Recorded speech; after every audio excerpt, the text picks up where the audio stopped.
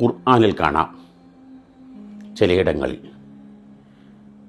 മക്കൾ നിങ്ങളുടെ പ്രൗഢിയാണ്, പ്രതാപമാണ്, ഐശ്വര്യമാണ്, സന്തോഷമാണ്, ആവേശമാണ്, എല്ലാമാണ്.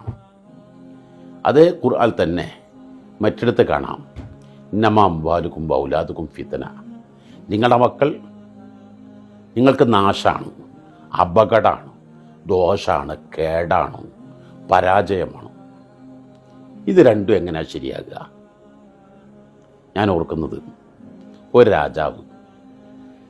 രാജാവ് ജ്യോത്സ്യം പറയുന്നതേ ചെയ്യൂ. ജ്യോത്സ്യനോട് അന്ധമായ വിശ്വാസമാണ്. രാജകുമാരന് അസൂയ തോന്നി. ഈ പോക്ക് പോയാൽ എൻ്റെ ഒന്നും നടക്കൂല.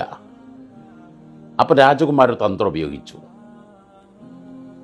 രാജാവിൻ്റെ ജ്യോത്സ്യനുള്ള അതിരറ്റ സ്നേഹം അവസാനിപ്പിക്കണം, അവൻ്റെ പ്രവചനങ്ങൾ ശരിയല്ലെന്ന് രാജാവിന് ബോധ്യപ്പെടുത്തി കൊടുക്കണം. ഒരു തന്ത്രം, ഒരു പക്ഷി കുഞ്ഞിനെ കയ്യെ പിടിച്ച് വന്നു.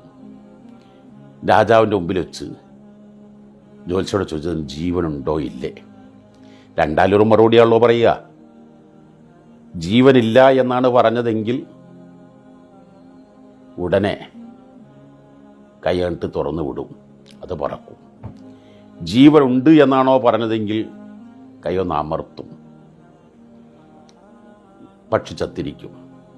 ഈ മനക്കോട്ടയാണ് രാജകുമാരിലുണ്ടായിരുന്നത്. അങ്ങനെ രാജസന്നിധിയിൽ ജ്യോത്സ്യനോട് ചോദിച്ചു. ജ്യോത്സ്യൻ അതിലേറെ തന്ത്രശാലിയായിരുന്നു.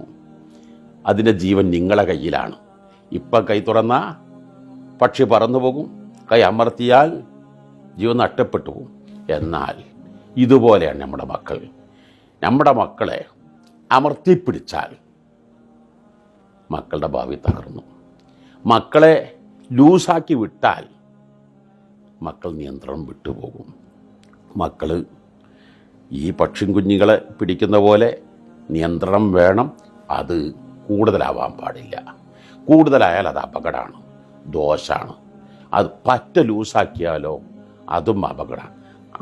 നിയന്ത്രണം വേണ്ടയിടത്ത് നിയന്ത്രണം ഉണ്ടാകുക, ഇല്ലാത്തയിടത്ത് ഫ്രീ ആക്കേണ്ടയിടത്ത് ഫ്രീ ആക്കുക, സ്വാതന്ത്ര്യം കൊടുക്കേണ്ടയിടത്ത് സ്വാതന്ത്ര്യം കൊടുക്കുക, അവർക്ക് കാഴ്ചപ്പാടുകൾ ഉണ്ടാക്കുക, അവർക്ക് ഓരോന്നും അവർക്ക് വേണ്ട ശൈലിയിൽ കൊടുത്താൽ നമ്മുടെ മക്കളൊക്കെ ലോകോത്തര പ്രതിഭകളായി നമുക്ക് മാറ്റിയെടുക്കാൻ കഴിയും.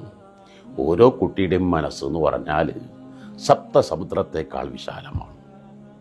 വലിയ വലിയ സ്വർണങ്ങൾ, ലോഹങ്ങൾ പാതിപ്പിക്കുന്ന അമൂല്യങ്ങൾ നിറഞ്ഞ വസ്തുക്കളാണ്. പക്ഷേ സൗത്ത് ആഫ്രിക്കയിലാണ് ഏറ്റവും പരമദരിദ്രമുള്ളത്. അവിടെയാണ് ഏറ്റവും കൂടുതൽ സ്വർണമുള്ളവർ. അതെടുക്കണം എന്ന് അവർക്കറിയില്ല.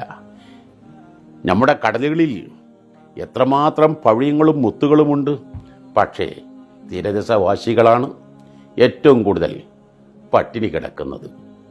അവർക്ക് കടലിലെ നെത്തോലിയും മത്തിയും ചെറുമത്സ്യങ്ങളെ അവർക്ക് പുറക്കിയെടുക്കാൻ അറിയൂ.